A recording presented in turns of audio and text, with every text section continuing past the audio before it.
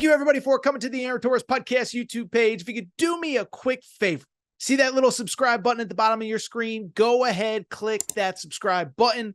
Really does help our channel grow, our audience grow, and I really do appreciate it more than you know. So click that subscribe button. Appreciate your support. Now, here's the video that you came here for. Not surprising, but it is significant. Johnell Davis is coming back to, well, not coming back, but he's going to Arkansas. Okay, so Johnell Davis, he's actually the number 3 player in the portal according to my rankings. Obviously, look, transfer from Florida Atlantic, committed to Arkansas weeks ago, but it wasn't until just the last couple days that, or it wasn't until the last day that Johnell Davis actually announced he was coming back. He was still technically in the NBA draft as of, Wednesday morning, the day of the deadline. Well, Arkansas gets its guy. I think it's interesting and it's worth noting. SEC meetings were this week. John Calipari met with reporters, and John Calipari acknowledged what we have talked about on this show. John Calipari said, look, you cannot win in college basketball in 2024 in 2025 and 2026 with 7 freshmen. You can't do that in this era.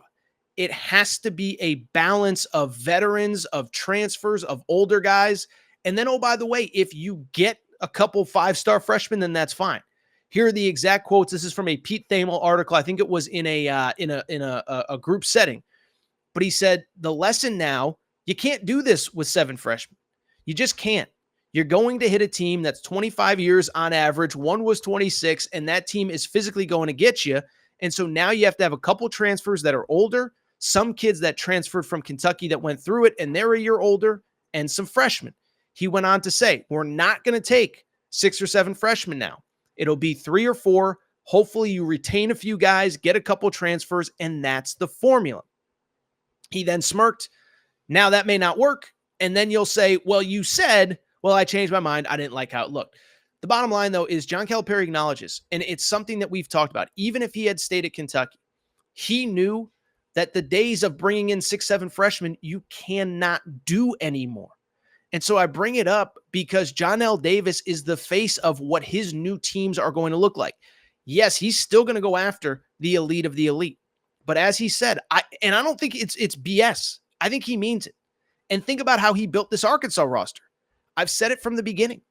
I thought he was going to bring, I think of the 6 guys that were signed at Kentucky, I think he wanted 4 of them. And he got 3, Billy Richmond, Boogie Fland, Carter Knox. And then I think Jaden Quains is the one that got away, but he's going to Arizona State now, and that's okay. But I bring it up because I think the bottom line is he wants to get older, and he realizes that. So what does he do? He goes out, gets Johnell Davis, and Johnell Davis is going to be a star for John Calipari. As I said, Final Four experience, played at Florida Atlantic, and this was his best year. 18 points per game, 6 rebounds as a 6'4" guard, and shot from the 3-point line on the season, shot 41% from 3. So by the way, everyone tells me, oh, Calipari's got no shooting. Johnell Davis shot 41% from 3 this year, okay? So he's coming in. He officially announces he's coming back. And again, we have not updated my top 25, but I think Arkansas is definitively in the top 15 right now. They're definitively in the top 15. The other interesting thing that John Calipari said at the media availability at SEC meetings in Destin is he said, look, I've been saying it and I mean it. We're not taking any more than 9 scholarship players. Now, again, do I believe that you can find a 10th or 11th guy that's happy to play a role? I've used this name a few times, like an Ansley Almanor, the kid who was at Fairleigh Dickinson who committed to Kentucky over Siena. Yeah, I think you can find those guys that are happy being back end of the bench guys. But Cal is basically saying, look, I had 11 guys by the end of last year that all wanted to play, and I'd rather roll with just 8, maybe a 9th, than roll with 11 who all need to be on the court.